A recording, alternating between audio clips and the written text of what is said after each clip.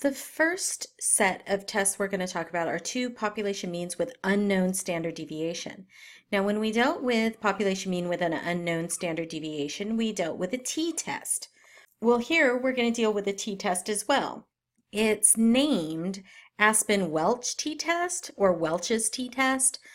I'm just going to call it t-test for short, and because we know we're talking about two populations, I just don't want to have to keep saying Aspin-Welch, Aspin-Welch, too hard to say. Note, we are working with standard deviation that's unknown and possibly our population standard deviations are unequal between the groups. And because of that, there are some larger calculations than some of the online calculators will do. And I'll talk about that more when we get into this. But I do want to state some underlining information that we need. And number one, these two groups are independent. Something is either in group A or in B, but not both. Number two, if our sample sizes are small, then we really want our population distribution to be normal. If they're large, we don't care, because with central limit theorem, we can always find somewhere in there it exists a normal distribution. But if it's small, we really need it to be normal. All right, now let's get to the nitty-gritty of it. I will say, as much as these calculations might be a handful, really I'm going to show you how to do it online. There are calculators all out there that will do this for you. So I'm not going to force you to memorize these. I'm not going to force you to actually work with these formulas. Just throw it into the calculator online, you'll be okay. But you still have to understand all the little bits and pieces that it's talking about. The first thing is our standard error. Our standard error works with the standard deviation for each sample and the number of each sample. So the standard error is S1, our standard deviation of our first sample, squared, which is really the variance of the first group divided by N1, plus the variance of the second group divided by how many in that group, and take the square root of all of it. Our test statistic itself, remember that standard error goes down on the bottom. Before we were using either the square root or we were using the standard deviation of the population over the square root of n for our denominator, or we were using s over the square root of n for our denominator in our test statistic. Well, now because we're working with two populations, we're really kind of, in essence, take the average of those. Anyway, our test statistic is our average of our first group minus the average of our second group minus the population average of the first minus the population average of the second, all over this standard error. Mu1 and mu2 are assumed to be equal. And if they are assumed to be equal, 1 minus 1 is 0. 3 minus 3 is 0. 0 minus 0 is 0. Mu1 minus mu2 disappears. We're going to assume that that little piece of the puzzle is 0. Now in real life, you might not be faced with that, and that's why you see it in the calculation itself, but we're going to assume for our purposes that they're equal. And so you can kind of ignore half of the numerator and just say x bar 1 minus x bar 2. All right, degree of freedom, what we did in the past was n minus 1 for our degree of freedom for a t-test. Well, you bet your bottom dollar that's a little bit more complex when you're dealing with two populations. And even though this calculation is a big calculation, you can do this on a calculator. You can look out there for degree of freedom for a two-sample test and you can find this.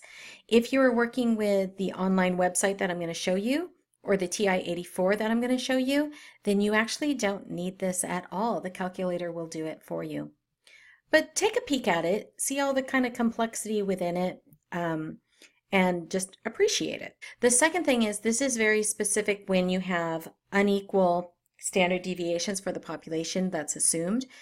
If we assumed that the standard deviations were equal, then we could say N1 plus N2 minus 2 and do kind of a very simple degree of freedom calculation. But because we have some things going on in the background, we do have to use this big calculation. Again, the website's going to do it for you, or the TI-84 will do it for you. Let's get to an example. And I'm going to do this example both ways. First, going to a website and doing it. Secondly, doing it on the TI-84. All right, the average amount of time boys and girls aged 7 to 11 spend playing sports each day is believed to be the same. A study is done and data is collected. The resulting table below, each population has a normal distribution. They asked 9 girls, and they had the average of 2 hours playing sports per day with a standard deviation of 0.866. For the boys, they asked 16 boys. Their average number of hours are 3.2 with a standard deviation of 1. Now, if you were going to go and have to do this by hand, there's a lot of calculations. But again, I'm going to show you on the website. But that's just for the calculation. We still have to do the setup before and the interpretation and the conclusion afterwards. So we're assuming a study is done, each population has normal distribution. Is there a difference in the mean amount of time boys and girls aged 7 to 11 play sports each day? If there is a difference, that means they don't equal one another. We're trying to figure out, are they the same or are they different? We're going to say our standard deviations, well, we don't know them. Our setup for our H0 and our HA is the mean for the girls equals the mean for the boys. Or for HA, it's going to be the mean for the girls does not equal the mean for the boys. Now the long way around it is you solve those for 0, meaning the differences are 0. Either the differences between the mean of the girls and the mean of the boys is 0, meaning no difference, or it doesn't equal 0, which means there is a difference. Because we're working with equal and not equal, this is a two-tailed test. If we were specifically going to calculate our degree of freedom for this test, there are calculators out there that will do it. It's approximately 18.8462. But again, if you were doing this, we don't want to pool the variances. I'll show you it on the TI-84 so you can see what this means. If we calculate it using the t-distribution, we get 0.0054. All right, now that we've seen the actual solution, let me show you how to do it.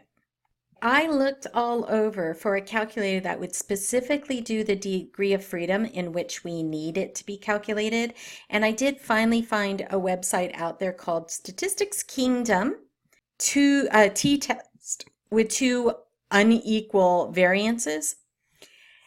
And I'll put this up in our Canvas under that title, Welch's t-test, and I'll put that up on the website. But I want to show you what it looks like so you can, if you are looking for it, you can kind of recognize what it looks like. All right, blah, blah, blah, blah, blah, blah, blah. Let's roll down to the actual test calculation. Now, first of all, I want to make sure that I am on 2 tails. If I had a left tail, I would choose that one. Right tail, I'd choose that one. But I'm on 2 tails. That's the default, so good thing we need it. Our D, the difference between the population averages, mu1 minus mu2, we're going to assume it's 0. Our alpha is according to what alpha we needed, and I'm going to pop back here because I don't remember what our alpha had to be. It looks like our alpha is 5%, so 0.05 is good. I'm going to leave the outliers as they are.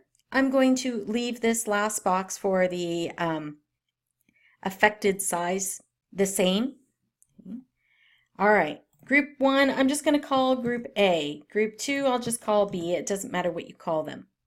For my group A, the average for the group was 2. My N1 was 9. and my S1 was 8.66. I don't have any outliers, so I'm going to leave that alone. For my group B, my average was 3.2. My N2 was 16, and my S2 was 1. Okay, standard deviation of 1. And that's it. That's all I have to put in. I'm going to calculate this test. And yes, it uses the degree of freedom is 19, but that's a rounded value, so it's 19. Here's our answer to our H hypothesis, our H0 hypothesis. It is rejected. This website even tells you if it's rejected or not, which is so cool. But it will give you your p-value. It equals 0.005. The p-value is smaller than our alpha, and therefore H0 is rejected. It even will tell us our t-value. And if we had any effect size. This website is way cool. It tells you everything. Okay. So I did want to share you this website. Now let me show it to you using the TI-84 Plus. All right, jumping over into Stat, running over to tests, and we are 2 samples. So we're either going to be a 2-sample Z test or a 2-sample T test. We are working with T test, so I'm going to hit 4. From here, I'm putting in my statistics.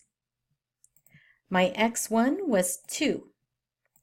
My standard deviation was 0.866, and I had 9 for my N1. My X2 was 3.2. My standard deviation of my second sample was 1, and my N value for my second sample was 16. I do have to select which my HA is, which is not equal. And here's where if you want your variance pooled or not. In this case, we're going to say not pooled.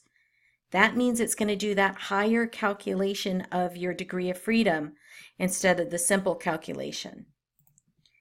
And we're going to go ahead and hit calculate. Okay, here we go. Our t-value is negative 3.1424. Our p-value is 0.0054. Our degree of freedom isn't just 19 rounded up, it's 18.8466, gives us the rest of our information. But really the most important thing on here to make a decision is that p-value. Our alpha is 0.05. Our p-value is 0.005, meaning p is smaller than alpha. And if p is smaller than alpha, we have to reject H0. And if we reject H0, and H0 was their mean times were the same, then their mean times are different because they're not the same. All right, there it is with the two, either go out on the website and put it on the website or the TI-84 Plus. Let me jump back to the text. Talk some more.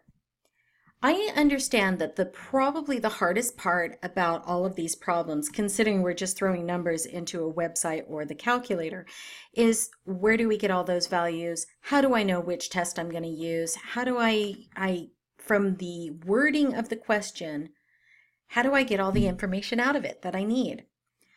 Let's look at another example. A study is done by a community group in 2 neighboring colleges to determine which graduates students with more math classes. College A samples 11 graduates. Their average is 4 math classes with a standard deviation of 1.5 math class. College B samples 9 graduates with their average of 3.5 math classes and a standard deviation of 1 math class. The community group believes that the student who graduates from college A has taken more math classes on average. Both populations have a normal distribution, and we want to test at a 1% significance level. Is this test of 2 means or 2 proportions? Well, we were given the average, the mean, and therefore our test is 2 means. Are the population standard deviations known or unknown? Now they did tell us the average is 4 math classes with a standard deviation of 1.5, but that was all about the sample. There was nothing about the population here, so it's unknown. Okay, I'm going to go ahead and hide those. Which distribution do we need? Well, if we have two means with an unknown population standard deviation, then it's got to be a t-test. What's the random variable? Well, that's the average of math classes they've taken. Now let's get into the meat of the actual hypothesis testing. What are the null and alternate hypotheses? We're looking for, right here, a community group believes that a student who graduates from college A has taken more math classes. That is our hypothesis. Because it's more, meaning greater than, this is an HA. So mu of college A is greater than mu of college B. That would be our HA. Our H null would be college A is less than or equal to college B, right? The average of college A is less than or equal to the college average of college B. So let's take a look at what that actually looks like. Now, working with this information, with our H0 and our HA, is this a right, left, or two-tailed test? HA will always tell it to you it's pointing to the right, and therefore it is a right-tailed test. What is our p-value? Well, I don't know without doing some calculations. So let me pull up the TI-84 and also the website, and let's throw in some numbers and see what our p-values are. Running into the TI-84 plus, let's go over to stat, tests. It is a two-sample t-test. All right. Our average for college A was 4 math classes. Our standard deviation was 1.5, and our N1 was 11. Our average of math classes for college B was 3.5, with a standard deviation of 1, and they asked 9 graduates. This is not equal. We said they want to know if they've taken more, so it's going to be a greater than test. We are still going to say no pooling, and just for kicks, I'm actually going to draw it this time. All right, our p-value this time is 0.1928. Our alpha is 1%, so it's 0.01. P is definitely larger than alpha, and therefore we are going to fail to reject H0. P is greater than alpha, fail to reject H0. Our H0 was, well, they take less than or equal to math classes for the 2 colleges, and therefore our claim is bad. They don't take more. College A does not take more than college B. We don't know how many they do take, if it's less than or equal to, but we do know that it's not more than. That was the calculator. Now let me pop over to the website and pop in our numbers. I'm going to clear out what's there. I don't care about the 2 group names, so I'm going to leave those blank. But I am going to change my alpha to 0.1. My x1 was 4. My n1 was 11. And my standard deviation was 1.5 for the first group, college A. For college B, my average was 3.5. Their value in was 9. And their standard deviation was 1. Let's calculate the test. Aha! H0, we failed to reject it, meaning it's accepted. It's good. It does let us know what our p-value equals. it does let us know what our t-statistic equals as well. So the cool part about either doing it on the website or doing it on the calculator is it's fast. It's really fast. But again, the hard part was pulling out the information from the problem to be able to do it, and then ultimately figuring out what your outcome is. All right, according to the solutions of the book, we did the right thing, do not reject, and our conclusion is at the 1% level of significance from the sample data, there is not sufficient evidence to conclude that a student who graduates from college A has taken more math classes on average than the student who graduates from college B. All right, here's another example. It's set up slightly different, that we are given the data, we're not given the statistics. So a professor at a large community college wanted to determine whether there is a difference in the means of final exam scores between students who took his statistics course online and students who took his face-to-face statistics class.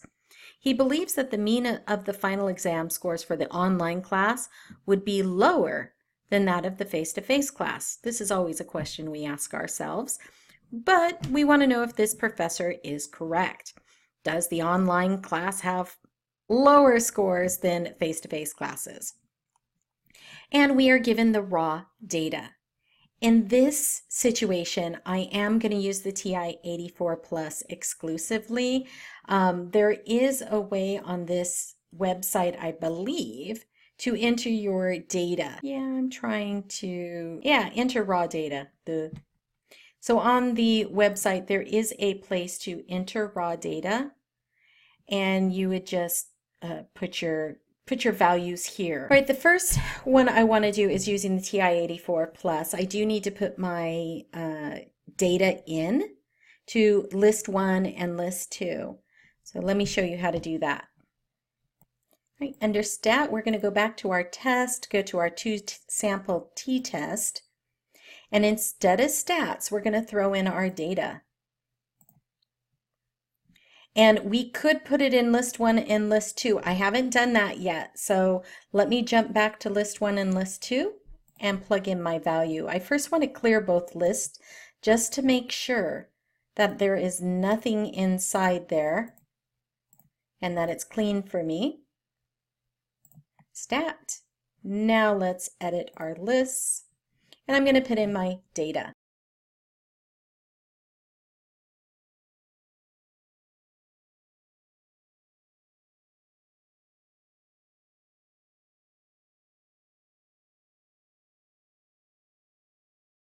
All right, now that all my data is in there, I'm going to go back to my stats, go back to tests, number 4 for our 2-sample t-test. My data is in list. List 1 would be second 1 for list 1. For list 2 is L2, so second 2.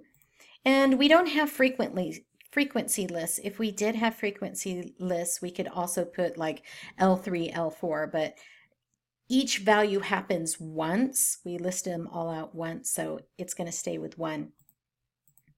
Now our test is, we want to know if the online class would be lower than that of the face-to-face class.